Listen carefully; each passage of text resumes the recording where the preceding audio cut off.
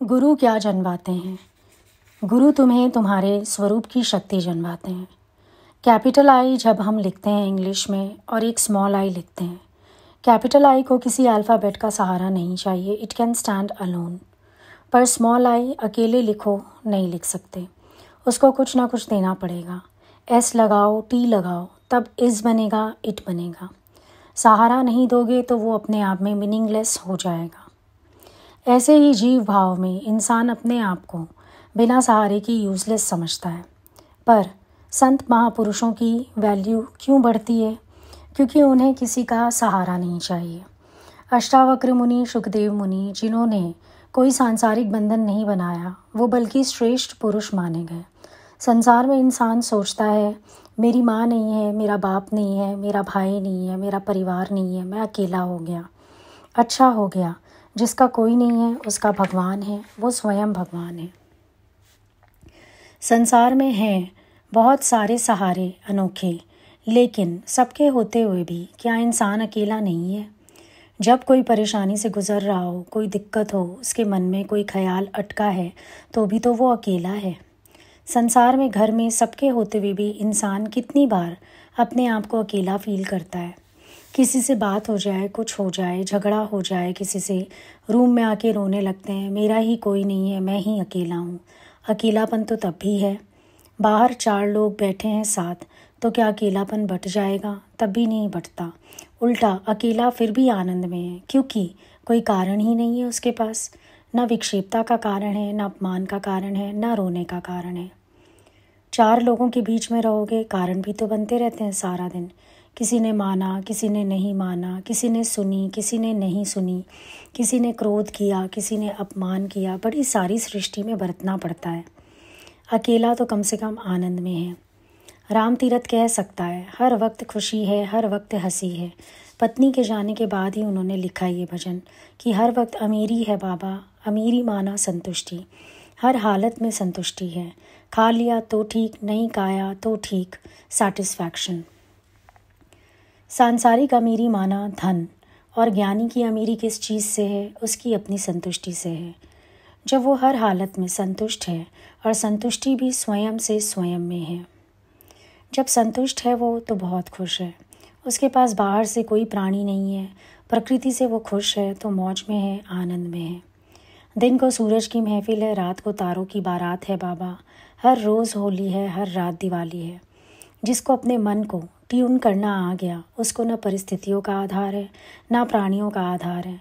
हर बात में अपना आनंद ढूंढ लेता है। इसी को ज्ञान कहते हैं, इसी को निराधार होना कहते हैं। जब हम एक हालत पर, एक व्यक्ति पर आश्रित नहीं हैं, तो हम अपने आनंद में ही हैं। हमारा आनंद हर समय हमारे साथ है। जो सामने आ रहा है, मेरे प्यारे की मर्ज़ी है और मेरी मर्ज़ी है। प्यारे का प्रसाद है, मेरे लिए बहुत अच्छा है, आनंद है फिर। और जहाँ अपनी इच्छा रखो, पकड़ना चाहो किसी को, वहाँ से दुख की शुरुआत होने लगती है।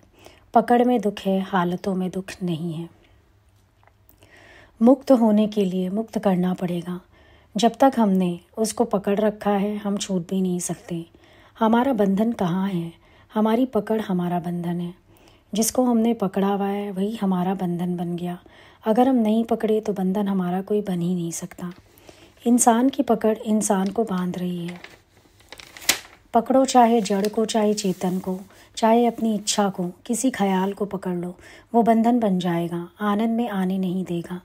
कोई अपना मान अपमान ही पकड़ लो, अब तुम उसके कैद में आ गए। अब तुम्हें कौन मुक्त कराएगा? कौन मुक्ति का अनुभव कराएगा? क्योंकि तुमने एक ख्याल को पकड़ लिया, और मन तुम्हारा ऐसे ही कई ख्याल पकड़ के चलता है। उसको सब याद है, मेरा मान, मेरा अपमान, मेरा ये, मेरा वो, पकड़ के चल रहा है। और गुरु ने क्या बताया? गुरु ने बताया, you are not this body. शरीर का मान अपमान तेरा धर्म नहीं हो सकता। पर जब तक इसको शरीर करके मान रहे हो, पकड़े हुए हो, तो पकड़े हो तो जकड़े हो। जकड़न तो तुम ही अनुभव कर रहे हो। क्यों पकड़ रहे हो? Leave it. हर चीज़ को पीछे करो। पानी पीछे करो, तभी तो नाव आगे बढ़ेगी तुम्हारी। 1 मिनट कि पहले की बात भी गुजर गई, पर तुमने ख्यालों से पकड़ी हुई है, तुम्हारे लिए नहीं गुजर रही। बंधन बन गया। फिर वो जब जब याद आती है अंदर दुख लगता है, ईगो हर्ट होता है, अपमान महसूस होता है। बंधन कहाँ से आया? ख्याल से आया। कोई किसी का नहीं है, लेकिन तुमने बना रखा है कि ये मेरा है, वो मेरा है, सब अपना अपना। सुख दुख उससे तुम बांध के चलते हो, उसे अपना मान के चलते हो। बुद्ध भगवान का शिष्य गया भिक्षा लेने। पिता ने अथाह संपत्ति दिखाई। बोला, इसको कौन संभालेगा? तू तो भिक्षु बन गया है। क्या कहा उसने? बोला, पिताजी इसको पानी में बहा दो, नहीं तो मरते दम तक आपकी छाती पर ये बोझ बने रहेंगे। मुझे तो चाहिए नहीं कुछ भी। अब कोई सांसारिक आदमी बात सुनेगा, वो सोचेगा पागलपन है, लेकिन महापुरुष जानते हैं तो वो सब मिथ्या है, कि सारी चीज़ें मिथ्या है। जो चीज़ बंधन का कारण बन रही है उसको हटा देने में ही सुख है, उसको हटा देने में ही फ़ायदा है। अगर चिंतन चल रहा है, अगर एक चीज़ हमें बांध रही है, हटाने में भलाई है उसको। ज्ञानी बंधन काट ही इसीलिए पाता है क्योंकि अंदर से और बाहर से उसे कुछ भी नहीं चाहिए।